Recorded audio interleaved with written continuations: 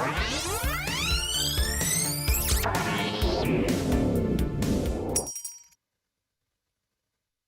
up, virtual people? Welcome to episode 14 of Fandom Spotlite's VCR Redux, where we take your favorite franchises out of the analog era and bring them back to 2021. I'm your host, pop culture punk Chris Stiles, joined as always by my co-host with the most, film professor Ian Klink. How you doing, everybody? And we have two radical guests on the show tonight. First up, the Slayer of Six Strings returns to the VCR as Rick Barth and the line guitarist Mickey Torres is back on the show. What's up, everyone? Joining him for this intrepid event, he's a YouTuber, filmmaker, and hardcore 90s nostalgist who's made videos on such classics as Dead Man on Campus, The Stoned Age, My Boyfriend's Back, and Don't Tell Mom the Babysitter's Dead, courtesy of Staunch TV. Don Gonzalez is on the show. What's up, everybody? How you doing? I'm going to do my best here. I just got off a plane. I'm very tired, but I got to be in a video with Vanilla Ice. So What? that's pretty cool. So Wow. stick around to Staunch TV on the 21st. You get all the big news. Oh my God. I saw those posts and I was like, what is happening? This is incredible and I need to see it. We are here today. Ninja rap. Yes. Oh my God. We all need a little more ninja rap in our lives. But today we are here to wheeze the juice, check out the fresh nugs, and get crusty. That's right. We're taking you all the way back to the caveman times of 1992 to resurrect the beloved Encino Man franchise. But before we can honor this monumental film, we need to talk about how it came into our lives and what we love about it. So, Encino Man, what, where, when, why, and how did it happen to you? We'll start with the Dom. That also goes for you guys watching at home. Hit us up with your Encino Man stories in the live chat. Adon, Encino Man. I think like all the rest of you guys. All right, was I ready to go? I'm sorry. Yeah, go. Cool. So I think like the rest of you dudes, I probably saw it in the theater. I don't know. I remember going. Yes. I remember vividly. Like I remember going, being awed by the poster. Like this is the coolest guy I've ever seen. You know what I mean? The poster with him on the skateboard. You know what I mean? And so yeah, of course. By that point, I was excited to see another Pauly Shore movie. I had been keeping up with them. I was a little kid, keep in mind. So it was like I was buying into the hype. I still am, but I was then too. And the movie was and is brilliant. I keep finding things I like about it as it goes on. Like I recently started to appreciate the music a lot more. Like there's a great Jesus and Mary Chain song on there. That's kind of hard to find. Of course, Infectious Grooves. I mean, come on. So to me right now, that's where I'm at with it. I haven't seen it in a bit, but I don't really need to. It's all up here. I feel like just from watching your channel, like you're the type of guy that might have this on vinyl. Am I wrong? I wish. It's actually very fucking. Can I cuss on this? Oh yeah. Absolutely. It's actually fucking rare. I've been on the lookout. I have the stuff Infectious Grooves put out. I have that, so that's cool. I got like the glow in the dark vinyl and all that. But I'm a big Infectious Grooves guy, so that's. Oh, dude, I got turned on to them when I was in high school by this like 50-year-old stoner snowboarder who was friends with my cousin. It was a wild story, but it was a great way to like get into Infectious Groove via cassette deck in his pickup on our way to like shred the mountain. But there's already, I should mention there's already love in the chat for some of your work. Our buddy Alex Bonafonte is going on about how the Stoned Age is a hidden gem. So I always say, Staunch TV is doing God's work. Ian, Mickey, Encino Man, first time, did you guys see it in theaters? Yeah, I saw it in theaters. I've seen every Pauly Shore movie in theaters, basically. I think maybe the only one that you said that so proudly, Mickey. You said it so proudly. I love his movies. I love his movies. I mean, I just saw the newest one was like, I guess it's called The Guest or whatever like that, and was on. I saw it on Netflix, and it was awesome. I mean, if you're a Pauly Shore fan, like you gotta watch this movie because it's awesome.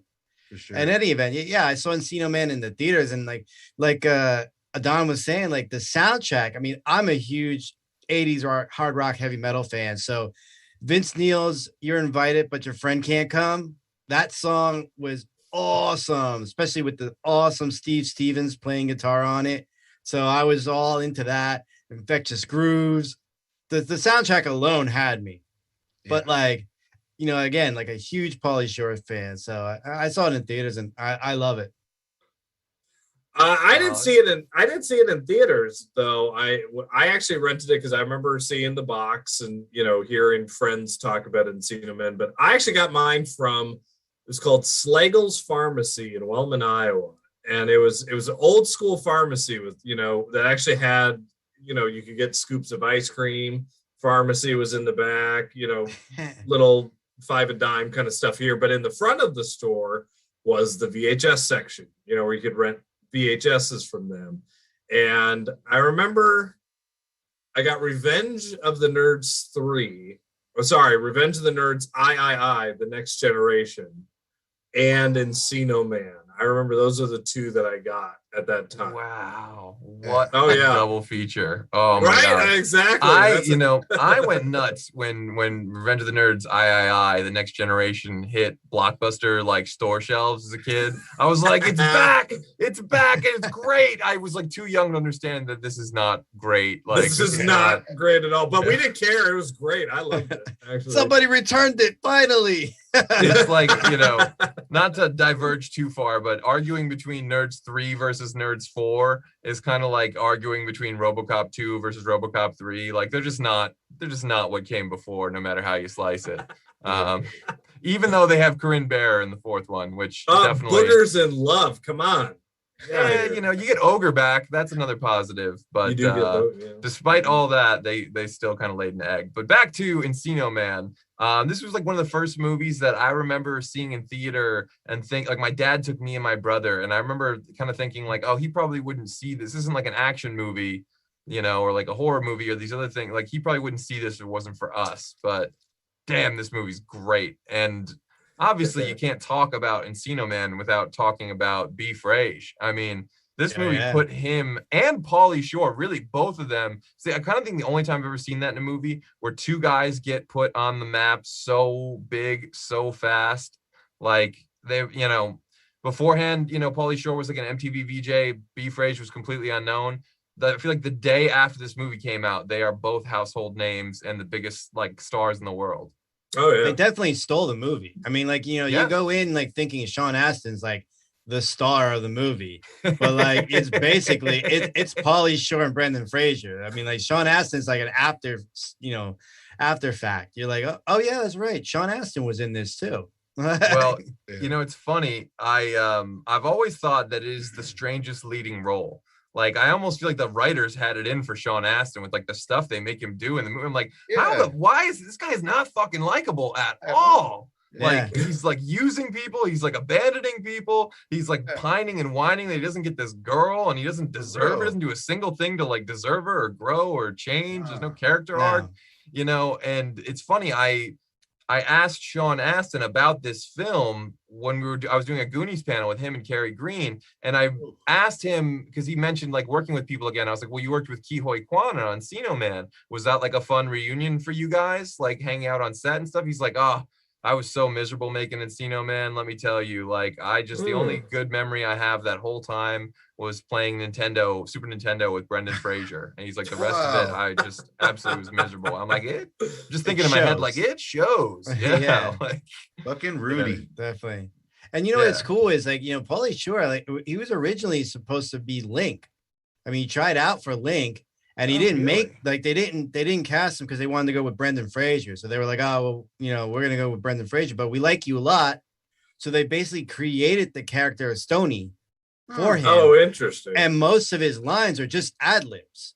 There was really like not a lot of dialogue for him. So there was like just ad lib stuff, and he did a lot of ad libs. Oh, so it's like they added like the 3rd character just because let's get Pauly Shore in this movie. Yeah, they liked which happens sometimes. They made him and it served the movie very well because like that's the guy you remember when you're a little kid. I was probably like 8 when I saw this, and I was like, man, Pauly Shore is the coolest dude on earth. Yeah, his ad libs are basically a lot of like Brendan Fraser's dialogue too. So it's like kind of they incorporate it. Oh yeah, that's true. In the early stages, Nugs, juice. So basically, like Stoney is teaching him how to talk. Oh man, that's classic. That's I feel like you got to throw a little bit of love also to Megan Ward, who played Robin. who popped up in a lot of cool 90s flicks, I'm sure. Apartment. Yeah, PCU. PCU. Yeah. I mean, she's as 90s as it gets. And PCU. what's his name from 21 Jump Street? Oh no, it's his brother. His brother. DeLuise. His brother. Right. No, he was on too, though. He was on the later seasons. He might have been, yeah. He was. Maybe so. The younger DeLuise. He had a long flowing mullet and shit. Okay. 21 Jump Street, like I was a huge fan of 21 Jump Street as well. So like I knew Peter DeLuise. Yeah. And then I remember Michael DeLuise. when I saw this and I saw like Michael DeLuise, and I'm like, I'm looking at him and I'm like, he does look like Penhall. Sure. I'm like, and then I just did the research and I'm like, oh, and their dad's Dom DeLuise. I'm like, this is classic. I know me and Mickey, and I'm sure Don as well, are big Rick Ducommun fans who played the teacher as well in Encino Man. Oh, yeah. I love that. The whole thing that like what was the riff about Cro-Magnon Man? Like, oh no, this guy took whatever, like you would date this guy. Like, I really remember. He took whatever he wanted, including his women. There you go. Yeah, like that sounds oh god. And was it Robin Tunney? Robin Tunney, yeah. Also got Rose McGowan in there. Rose McGowan was in it too. There's a lot of cameos in there. That's great. And like we mentioned Ke Kwan, and so that means it's time for Ian to gush out. We get to talk about Richard Mazer on VCR Redux. Oh my God. Please listen, there's injustices in this world. And right now, the biggest injustice, well, maybe not the biggest, there's a lot of other more prevalent issues, but I will stand by cinematic injustice. Yeah, somewhere on the totem pole of injustices is people not remembering the most amazing actor of all time, which is Richard Mazer. The best dad ever in TV history is Richard Mazer. And I'm talking like mustache Richard Mazer. The best kind. License to drive Richard Mazer. Drive, yep. You had a car. It's gone.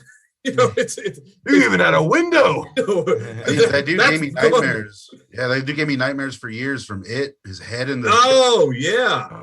Man, I didn't look at him right after that for a long time. Well, for us growing up, it was Boogity. He was the dad of Mr. Boogity. Well, he had a strong run in the 90s too. He was in My Girl 2, and I think was he also in The Man Without a Face? I think so. Yeah. With Mel Gibson. Yeah, I think he was in that. Yeah, he was. Yeah. And again, like a wide variety of roles. He's never really the same dad twice. He's just always a dad, He's quintessential. Yeah. Like maybe he's the deadbeat. Maybe he's like the dreamer. Maybe he's the working class guy. Maybe he's the really nice guy. Maybe he's the really angry guy. But it's always great. Richard Mazer's one of those actors where if I just see he's in the movie, it's like, just shut up and I'm in. I don't care. I don't care if it's a drama. I don't care if it's comedy. I don't care if it's Victorian porn. Whatever it is, if Richard Mazer's in it, I'm there. All right. And there's just nothing else to it. I'll get to this very quick. There's on Nickelodeon in the 90s, there was a show that they would do at like theme parks. It was like they would team up and they would play against each other.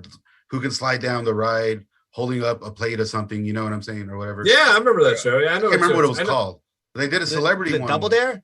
It might have been. I can't remember, but they did a celebrity one, and Richard Mazer was in it. And the thing was to slide down a crazy water slide, squeezing bottles of milk, baby bottles, and whoever gets the most milk out wins. He got busted cheating. He was squeezing the shit out of him underwater, and they had cameras under there, and they called him out. It was awesome. I can't find it anywhere. But you don't call out Richard Mazer. Richard Mazer calls out you. That's injustice right there. See what I'm talking about? So I do want to touch on the chat. It's going a little bit. People are telling some of their Encino Man first stories, like Alex Bonafonte, again, says he saw it opening weekend. There's a nice what's up from Ninja's Adventures 18. Thanks for tuning in, Ninja Adventures. Angie Saunders says hello. Glad to see you tuning in as well, Angie. Thank you so much. She says she always loved Brendan Fraser, who didn't. Our good buddy Dustin Nino, who was on the show recently from Retro Fiend Radio, says they used to watch this on HBO along with Big Man on Campus. That is a solid double feature as well. Big Man on Campus. Oh, wow. Two hilarious caveman movies for a kid. Gotta love that. Alex Bonafonte agrees on the great tunes, and our friends over at Retro Fiend Radio say they saw this on VHS because they worked at a Blockbuster Video at the time. I am shocked to hear that. Retro Fiend Radio, for those who don't know, makes some of the finest canon and martial arts docs on the internet. Just dropped a new one a couple of days ago for free on YouTube. Definitely got to check that out as well. Like the staunch TV of canon and ninja movies. It's great. Awesome, man. Very, very cool stuff. And Christian from Retro Fiend digs Staunch TV. He subscribed when I shared some of your stuff. So thank you. A lot of talk in the chat. Some Rick Ducom in love. And of course, Retro Fiend is queuing, asking the question, who out there remembers Encino Woman? Awful. We are going to talk about that, and there is very good reason that Adon is on the show. Adon is one of the only people on earth I know who does remember Encino Woman, and he made an in-depth video detailing the whole phenomenon with it. And so I'll just shut up now and let you take the floor, my man. Yeah, it's crazy. It was one of those things you always heard about, that you never could see, in the internet for the longest time. Just had like a few stills that were all blurry, and it's like, it exists, where is it? And then with like Disney Plus, I'm like, come on, throw them a little bone, just put it up for a little while. And I'm guessing it's those original movies done at the time. They're like Sunday night family originals or whatever. Yeah. And in all honesty, that those kind of kept going until like the mid 2000s in some form. On ABC Family, they were still doing like Romeo and Michelle sequels and stuff, like prequels or whatever. And it's another one I'm dying to get my hands on. No matter how bad it is, I need to see all of it. Oh yeah, it's a watch. And yeah, so in Encino Woman, like I'm assuming what they did was they got a hold of the writer of the original, and what I'm guessing is they were just like, hey, we're gonna throw some cash at you, get us a script kind of similar to the original one or whatever, and that's what they did. And this one, if Encino Man was aimed at young men, sprouting boys, this one is definitely aimed at like blooming women, blooming girls. It's all fashion, and she becomes like a model. But it is, for people ask me all the time, is it a sequel, a prequel? It is a straight up sequel, because they mention the events from Encino Man. That, oh, you mean that caveman from Encino a few years ago, whatever. So there is another best dialogue in a script ever, too. Does the sequel not take place in Encino? Is it like Van Nuys guy? It's like in Hollywood. It's Glendale. It's Glendale woman. Now, my question is like the Encino Woman, like basically, like, because remember, like, at the end, spoilers, he does get his girl at the end. So I wonder if it would make sense that it would be about her story. Right, that would make sense. It's not. It's a completely different. It starts off and it's like, it has the same thing, man. Remember how Encino Man starts with in the cave and then the whole thing, and he separates from his wife. Same exact thing happens in this. Only it's done with the taglines are kind of funny. You know what I mean? Like there's like they're capped off with jokes, and it's like kind of tongue in cheek. And then it cuts to a couple making out like in the Hollywood Hills, and then the camera shakes because that's how earthquakes happen. And then, like they find a cave woman. She just comes out and like thaws out and takes off on her own. And then there's a guy, named Dave as our main character. And what he did, he's like a fashion editor or something. He's like on the low on the totem pole. And he literally, like on Hollywood Boulevard, you have Encino Woman just running around, and they knock into each other, and then they get in cahoots. And she winds up being more successful than him and being in the magazine, all kinds of stuff. And let me tell you, man, it gets weird. It gets uncomfortable at some parts. She basically like sexually assaults him. I don't want to use the other word, but he attacks him, and it's done as a joke. And it's kind of hard to see now because she is filthy. She is a cave woman, and it's just strange. It was the strangest part in that movie. And then they have the shower scene, but instead of Right Said Fred, it's like some vaudeville type music, and it's done all like it's old. And it's like, what is happening here, man? It is the strangest thing. And then Jeff Ross shows up for like a split second. Yeah. Oh wait, I'm looking at the cast here. Jay Thomas, Rick Overton, John Kassir. Yeah, Joel Murray. Doggone it. Here's another injustice in the world. The Murray Recognize Joel Murray for who he is and what he brings to the table. Doggone it. Are we just going to leave Brian Doyle Murray behind in this? We're not going to. Yeah. He's had his day. All right. Joel Murray has not had his day. I'm not sure who was in that. Oh my God, Jeffrey Ross is in this. Bobcat Goldthwait. Clarence Williams III is in this movie. R.I.P. Clarence Williams III. He's always Prince's dad to me. Always Prince's dad to me. How did this movie get made, and why don't we all know about this? It's so strange, man. It aired only once, right? Isn't that? Yeah, I think so, as far as I know.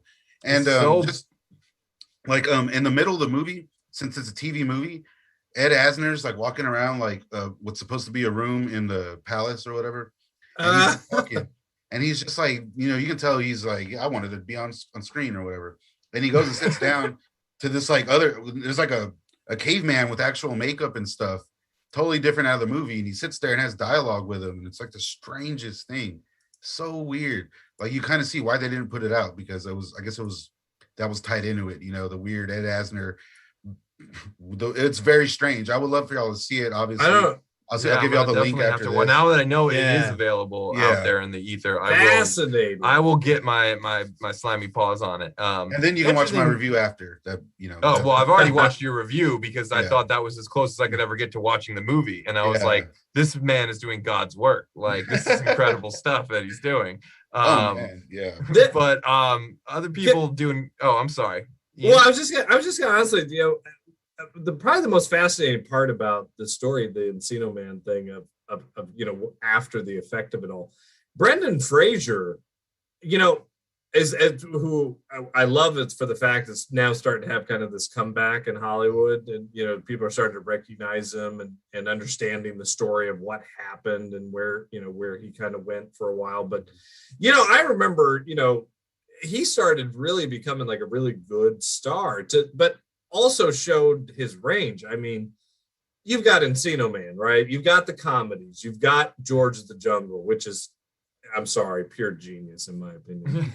But you also got the School Ties Brendan Fraser. You've got the With Honors Brendan Fraser. With Honors is near and dear to my heart. First of all, anything with Patrick Dempsey. Fraser.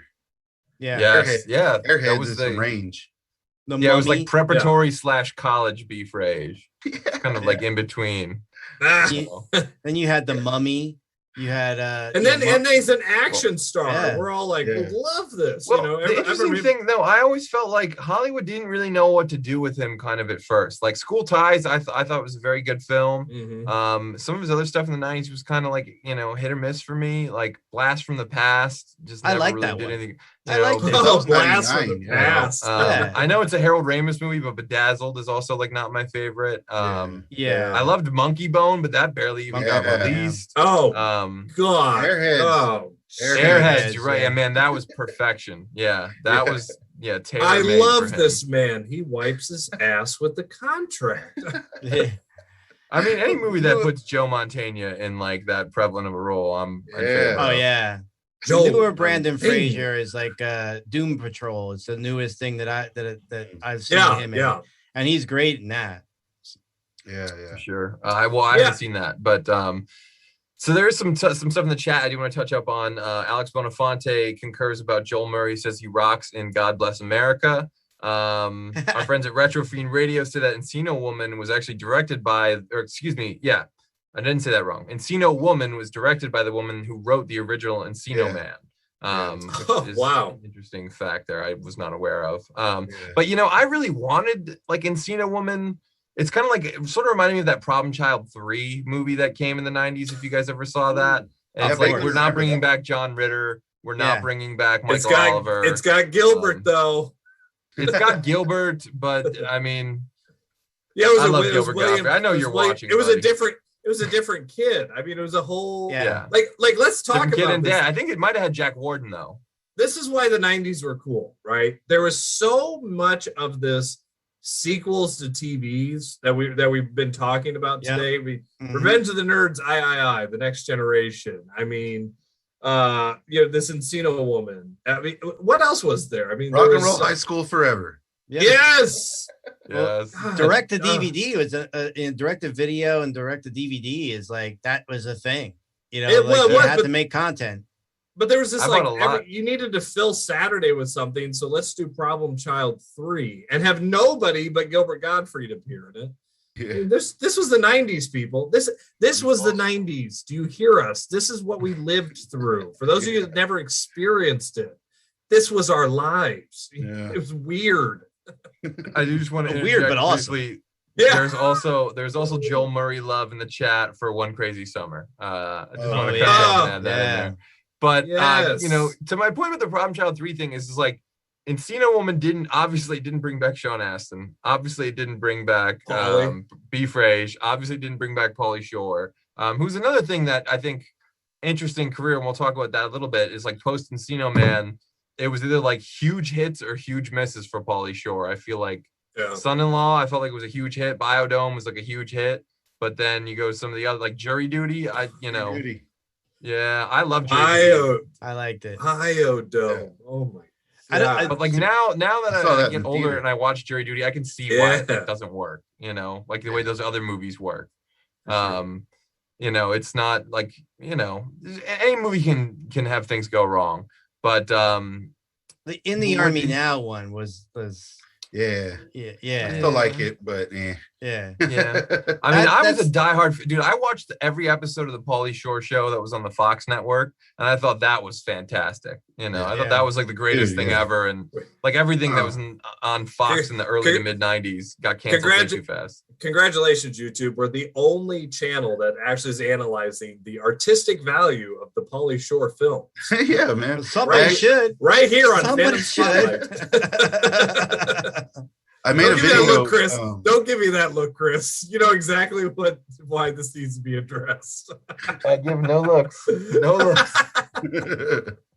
I made a video about called Other Pauly Shore Movies, about all his other movies that. So, Pauly Shore's I think y'all guys would enjoy that one. Yeah. Oh yeah, I would definitely. Oh, I'm surprised I haven't seen that one yet. Actually, Pauly Shore is Dead is weird though. It's kind of like a documentary, but not, you know. Yeah, it's like sort of Christopher Guest-ish, you know. Feldman.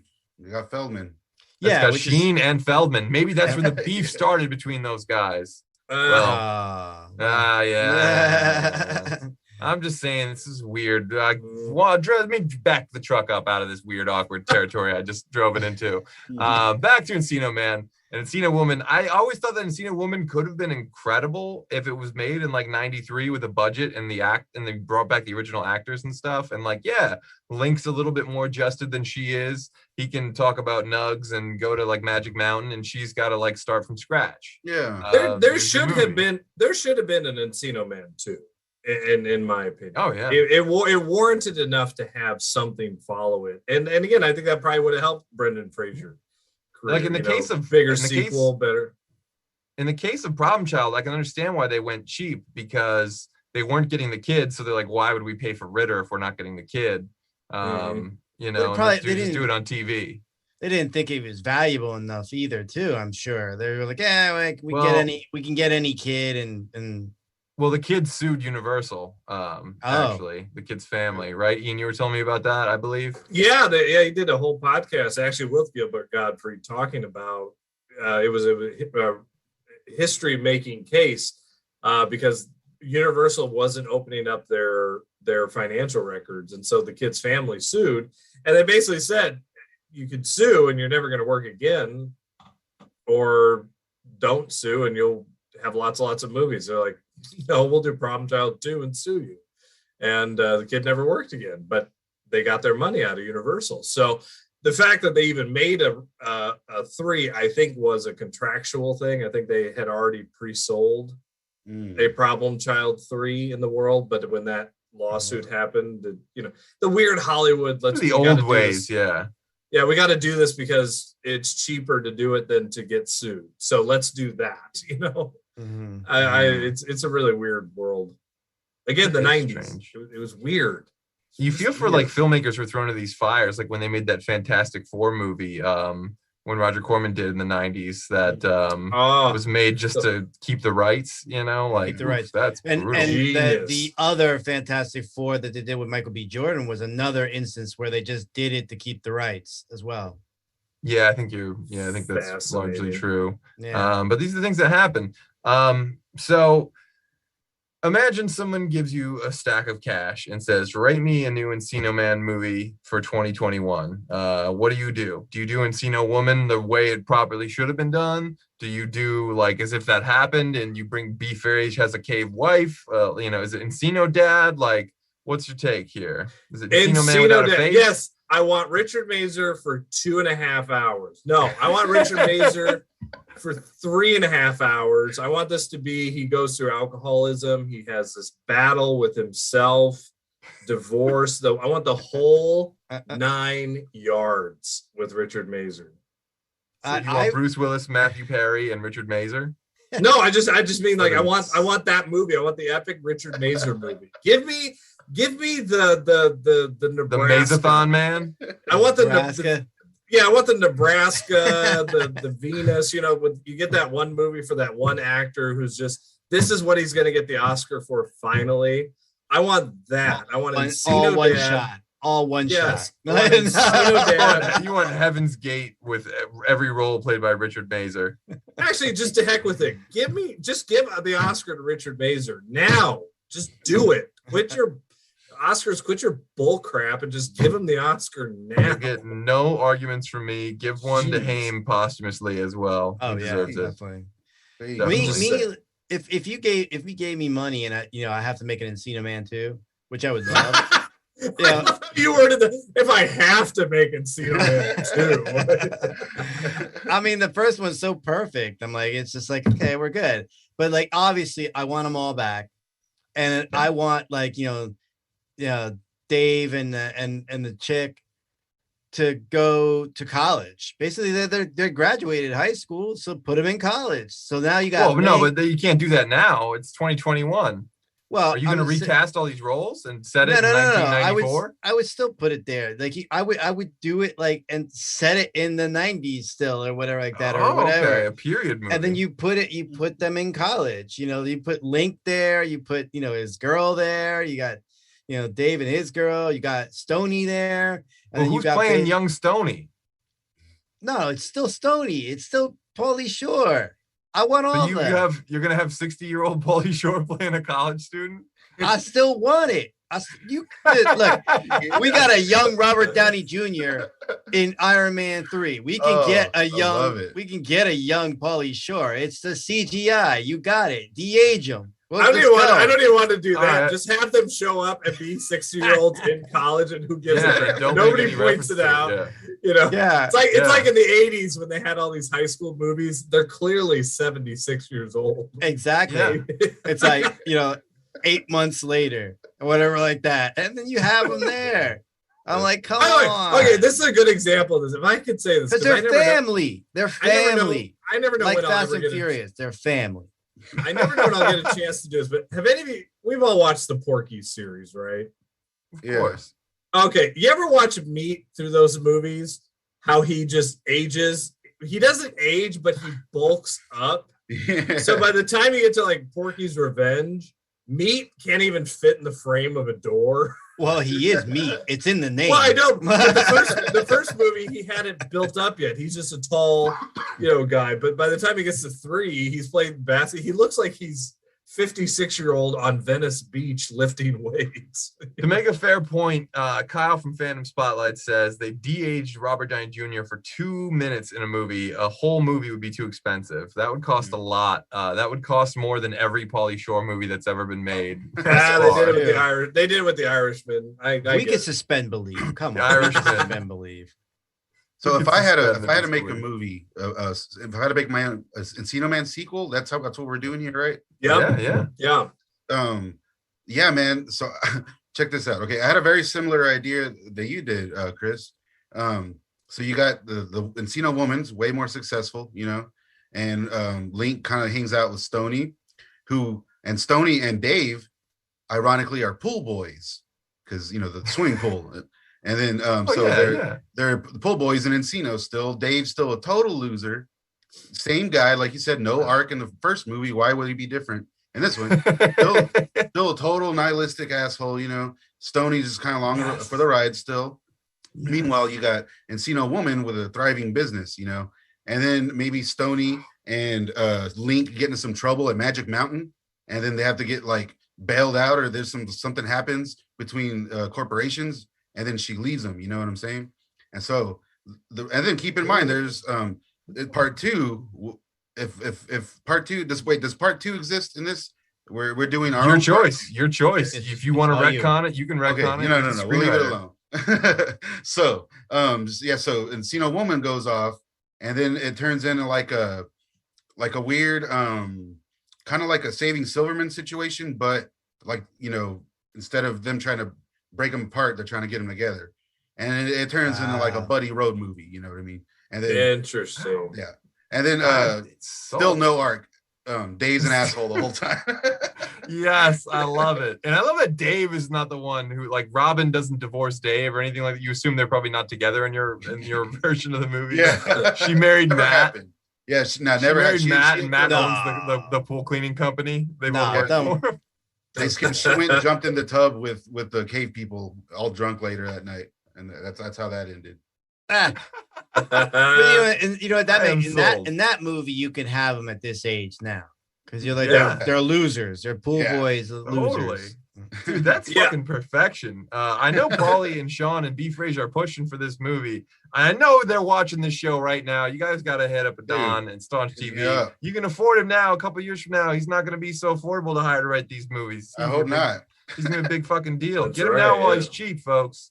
And maybe Link could be like a martial arts like trainer or something like that, or like a fighter trainer or something like that, because he learned how to fight from watching all the videos and stuff. So now he's just training personal defense or something like that. Oh, that's an interesting thought. Yeah, what would Link's would Link have been a security guard or something like, you know, something? Would he? Yeah, that's I thought about that, and there is some talk of that in the chat actually. Alex Bonafante gets very deep and philosophical when he says, as dumb as Encino Man is, it does bring up the question whether or not human on human violence is conditioned behavior in the scene where Link takes a punch and doesn't retaliate. These are like deep thoughts with Jack Handy on Encino Man, and I love it, Alex. Thank you, brother. That is deep. Because only on a show like this would we get that deep about the philosophical, like, and moral implications of a film like Encino Man. And I'm 1000% here for it. Now, I also tell you this, though. The professor in me is coming out here. Now, you know, Encino Man is a response to Iceman, right? You guys know the movie Iceman? I don't think so. No. So, this is a Timothy Hutton movie where basically it was the Encino Man story. And this is from, I think, 85, 86 or something. But they've actually found a caveman in the ice and thawed out. And Timothy Hutton is a doctor trying to get him acclimated to this new world. Are you looking it up right now, Chris? No, actually, I'm reading some of the chat that's kind of responding a little bit to what you're saying. Oh, wow. But it actually, you know, Encino Man was kind of almost in a way making fun of Iceman because it was a movie that people went to go see, and it's one of those, like, you're going to go see a movie about a caveman thawed, but why are you going to go see that? You know, I always thought of Encino Man as like the Teen Wolf of the 90s. You know, it's kind of, like, what's cool, you know, like we made being a Teen Wolf cool, they made being a vampire cool, and once bitten, like, let's do a fucking caveman. Like, what else could we do? And you know, and there was that caveman movie with Ringo Starr. I was a teenage caveman. So that was a little bit more like in my mind, I think. But there's there actually was Captain Caveman too. Captain Caveman. Interesting. Some interesting talk. New name in the chat, Zombie Road Killers. Thank you for tuning in. They say the Encino Man soundtrack is amazing and classic. And also the movie's known as California Man internationally, which is like ringing a bell. I feel like I sort of knew that. I do know. They said they went looking for the vinyl years ago and couldn't find it as Encino Man. And Alex Bonafonte replies that they retitled it for Europe. So Encino, yeah, relatively unknown outside the U.S. That makes sense. And Zombie Road Killers also says, what if Carl from Son-in-Law marries the girl from Encino Woman as the basis for Encino's son? The story could allow for how the son deals with his Stone Age mom. And Alex Bonafonte says, Encino's son in the army now, sequel. So there's good screenwriting going on in the chat too, which I love. It's a little wild, but hey, I'm all about the crazy mashups. Yeah, man. So, that whole movie was a mashup. Now that you say mashup, Encino Woman. That movie is weird. I can't wait for all of y'all to see it. All you gotta do is search Marty's video Encino Woman, and it'll pop up on YouTube. Dude, there's the main character, as I said, his name's Dave, and he has a sidekick with Pauly Shore hair. It's this, but it's not the same Dave. No. Wow. It's so strange. And the weirdest through Staunch TV and everything, especially through making my documentary, Forever, the Untold Story of Rock and Roll High School Forever. I tracked down most of the cast, and I tracked down all these people through some very strange places. And I found Encino Man from a member of the group, the Lunar Twins.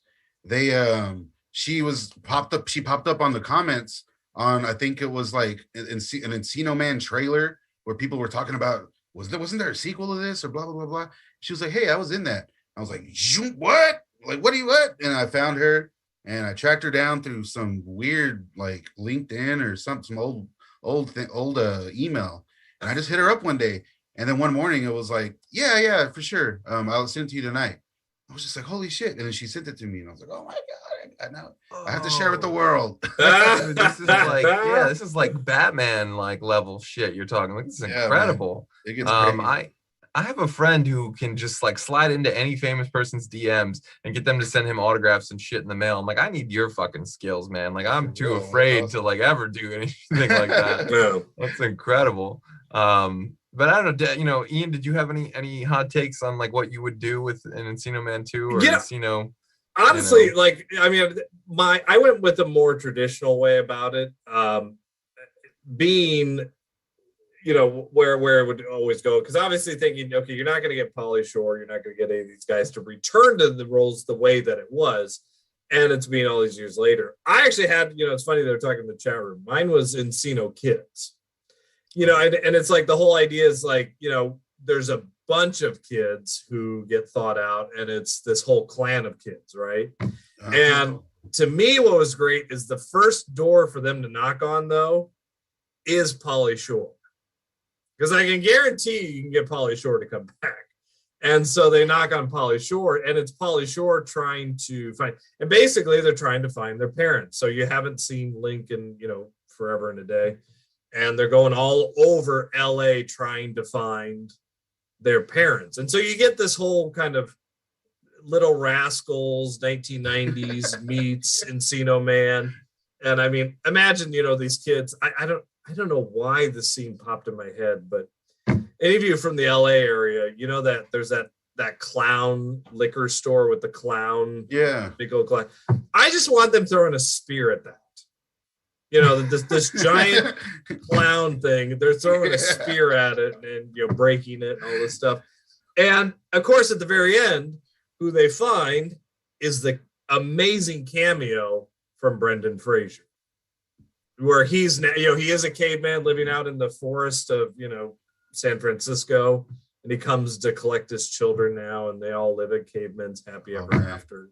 I love kind it. of thing. So, I mean, it's dumb, but also now that we brought up this idea of this terrible direct to sequel 90s stuff, how great would that have been? Encino Kids. I mean, that's just, that fits perfectly. Marketable.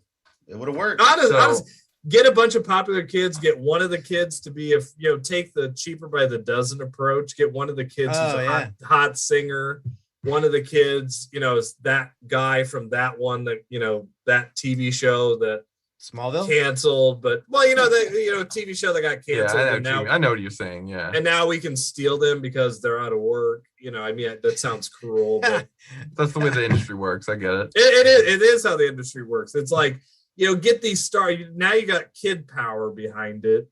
Instant, put that on Netflix. Rich.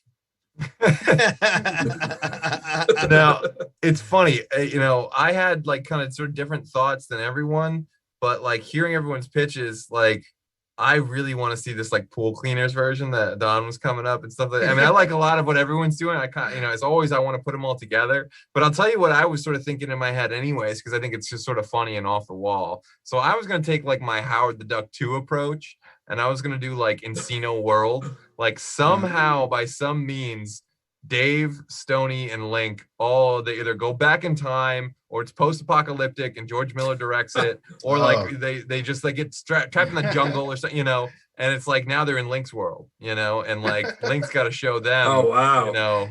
Like you see like a cave woman, like like in the lake or something, and Link's like fresh nugs, like she's wheezing the juice, or like what, I love it. I just like Pauly Shore battling a T-Rex. That's all I love. Yeah, like exactly. Like there's a T-Rex or a fucking Triceratops or a saber-toothed tiger. Like some of that shit would be hilarious to see. Even if it's just a dream scene. Maybe it's just a dream scene in like the, in Don's version, which is much better. But like I just sort of need that to exist at least for like 5 minutes of screen time. That'd be kind of cool if it was like, something happens, like Dave gets in in the beginning, he gets in an accident or something like that. And he's like in a coma or whatever like that. And like, he's going through all these, like he's there in the ice world or whatever like that. And the whatever. And that's what puts him there. And then finally he wakes up from the coma and he's like, oh, I'm good. The Roseanne effect where the whole movie was just a dream. Yeah, just it's like all the most dissatisfying thing ever. Like, by the way, it was all bullshit. None of it happened. Welcome to Dallas. It's Dallas, man. Or it's like it's like the Lego movie too. Like, when you finally like find out what's going on with the Lego movie. You're like, oh, really? So, I was enjoying this until your message. here's an interesting thought, because you can argue that there's no character arcs in the first Encino Man in general. I guess Link has one. Who would get the arc in the sequel? Would it be Stoney's time to like shine? Stoney has to get a girl or something. There's like some way. Anybody but Dave. Yeah, exactly. Anybody but Dave, right? Dave's a loser. That's why he's in a coma. He's in a coma. Yeah, it's so funny, like the way, like they go so far their way to like just shit on him in that movie. It's like, and I like that, like the similar thing of them being pool cleaners and stuff like that. Because like, again, it wouldn't have to be Matt's company, but if it was like Stoney's company somehow, and like now he's like this relegated to like the sidekick. Yeah. Only though if one of the people somewhere in the movie has to be that one guy where he's just shush. Yeah, dude. He's like the neighbor or something. He's like still around. He's the garbage man. He's the garbage man. I could put that on my phone as like my answering machine, and my life would be great. You got a text message. Shush. There is some more talk in the chat. Dustin says the Man from Earth always felt like a serious version of Encino Man. Zombie Roadkiller wants to know how many kids. That was deep. I don't remember. He's right. Good for you. Alex Bonafonte says Stoney still hasn't graduated in his sequel. And this time they eat the frog, it's real in my version in Encino World. And Zombie Roadkillers wants to know how many kids in Encino Kids. You gotta do 5. You gotta do uneven, because you gotta have that structure, right? If you're writing a script, you gotta have, again, you get. It's the Breakfast Club of Encino Kids. Yeah, 5's a good number, because you got you either get 3 girls and 2 guys, or 3 girls, 3, yeah, and it's 2021, right? So we're gonna advance it. We're gonna make it even better, right? We're gonna have one of the kids, is definitely gonna be kind of figuring out different things. I don't want to be the hunter. I actually want to do this part of it, right? Like you totally have. He's the painter. Yes, you're totally trying to get the kids to identify, to figure it out, to branch, right? But 5's a good number. And like I said, you got to at least have one current kid pop singer. is one of the Encino kids. But Ariana that's good, right? Grande? Ariana Grande? No. Like, You're like a Twitsy. I don't know. Whoever they are. I don't know. Whoever the Tween newest McTweenster, yeah. Yeah, whoever the newest turd popular kid is that's singing a stupid song. It doesn't matter. The point is Justin Bieber's younger brother, Dustin Bieber. Yeah, that's right. Those kids are not young anymore. Those kids have posters of Twitsy. Get Twitsy in the dang movie. Money, bank, Netflix that. That's presuming that Twitsy will want to get in this movie. Oh, she'll get in it. You throw that Encino kids. What's that? You throw that Mickey Mouse cash at her. You give me a break. Yeah. Now there's talk in the chat about Stoney being the janitor of this Breakfast Club crew. Which would actually be an interesting way. Like, hey, Snoochie Boochies, I know things. Because, in the movie, Stoney was sort of trapped in the 70s a little bit. Like, he's wearing bell bottoms and shit like that, tie-dye and stuff. He's sort of like 60s, 70s kind of fashion. Yeah. Even though he talks very 90s, very now. So that would be interesting if, like, now he's stuck in the 90s, like he's always 20, 30 years behind. So instead of having like a tape deck, like he's got like a mini disc deck on his belt or something stupid. I don't know. I just like to make 90s jokes. They clearly didn't land, so I apologize to everyone. No, I like it. Yeah. Like, yeah, no, it's great. Like mini discs. Yeah, I need to shush with the mini disc. Fine. I'm a big fan of mini discs. CD Walkman. A CD Walkman. A CD Walkman. With ESP5. Yeah, it's like. Yeah, I actually like that imagery. That's perfect. But like 90s, the 90s clothing, he would change to 90s clothing then? No more 70s. 90s clothing.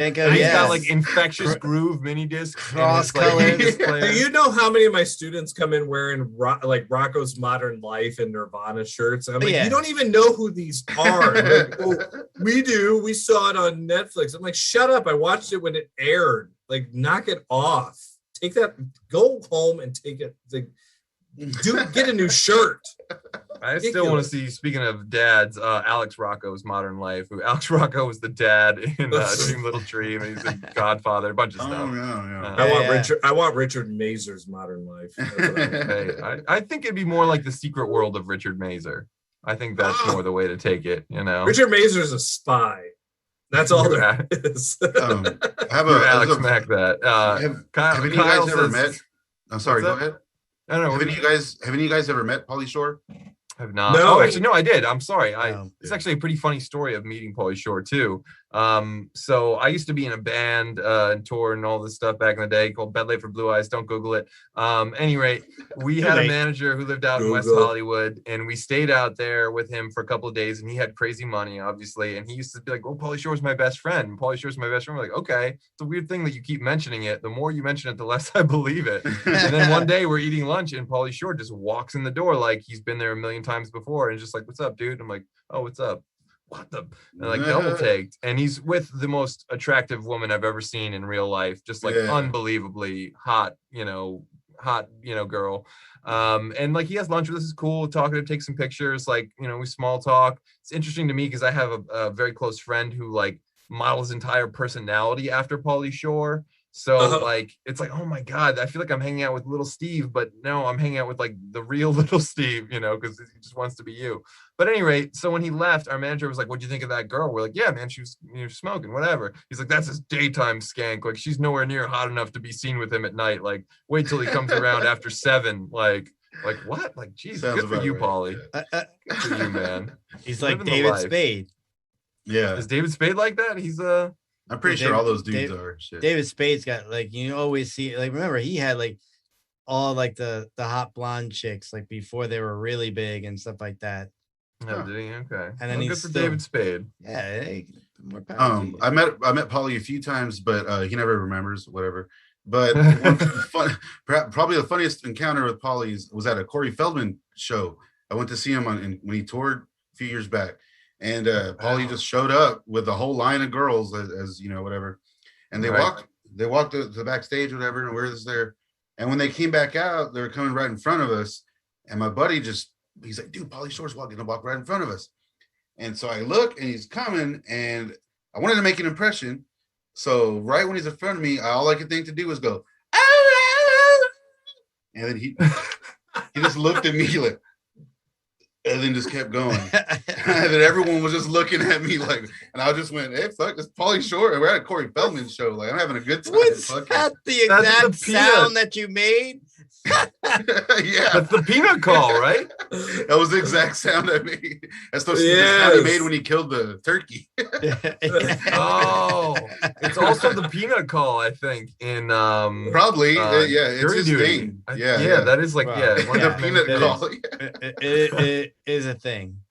Yeah. So that's my Pauly. That's beautiful. I love it. Beautiful. Other interesting things in the chat. Alex Bonafonte is pushing for a Pauly Shore universe where all his movies are connected. I can promise you, I will do everything I can to do an episode of VCR dedicated to exactly that, because that would be incredible. We've done a similar podcast on the Patrick Dempsey universe, which hopefully we can bring to YouTube as well one of these days. I'd love to see that. Yeah. Also, from Kyle, tell Ian to stop gatekeeping like a bitch. Alex Bonafonte also says Maria Bakalova as Encino Woman. Picture a PG-13 scene of her on a wax table. I don't know who that is. What's that? Maria Bakalova. Maria Bakalova Woman. Yeah, I don't know. I know that. Also, why did I know that? Also, Dustin Nino from Retro Fiend Radio says, please thank Staunch TV for the review of the Morton Jankel cut of Super Mario Brothers. I've waited my whole life for that. Yeah, that was a cool movie, man. Everyone should go watch that. It's online somewhere. Oh, incredible stuff. So we are almost out of time. Unless there are any other ridiculous hot takes. Is there anything that we haven't thrown in that we need to, Fortunately, Rick Ducommon's no longer with us, so we can't. Can we get Robin Tunney back in the movie? Is there Rose McGowan? They're all still around. Rose McGowan, yeah, a lot of them are still around. Megan Ward, I would love to see her return. But people are loving the Fell Dog love in the chat right now.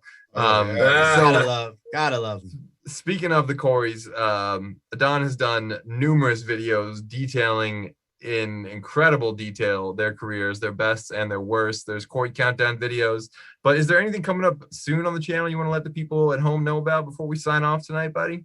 Yeah, man. I can't speak too much on it, but I have a whole Corey Feldman thing gonna be popping off hopefully pretty soon. With the man himself and whatnot. Got the Vanilla Ice thing coming up on the 21st. Keep an eye on the channel and on your TVs and everywhere else, because it's a nationwide commercial, music video, whatever. On my YouTube channel, check out Forever, The Untold Story of Rock and Roll High School Forever, where I interview all the cast and crew aside from Mr. Feldman about that movie, and we get deep into that. That's a lot of fun. I got shirts for sale. You can find that link over on the Facebook. Follow me on Instagram, staunch_TV. And Encino Woman. All you got to do is search Marty's video, Encino Woman, and it will pop up in its entirety. Somehow it hasn't been taken down by the mouse, so it's still there. And you can check out the other movies. I have some obscure Corey Haim stuff up, and I'm forgetting what else is up there. But when you do the making of Meatballs 4, Meatballs to the Rescue, I want to be a part of this.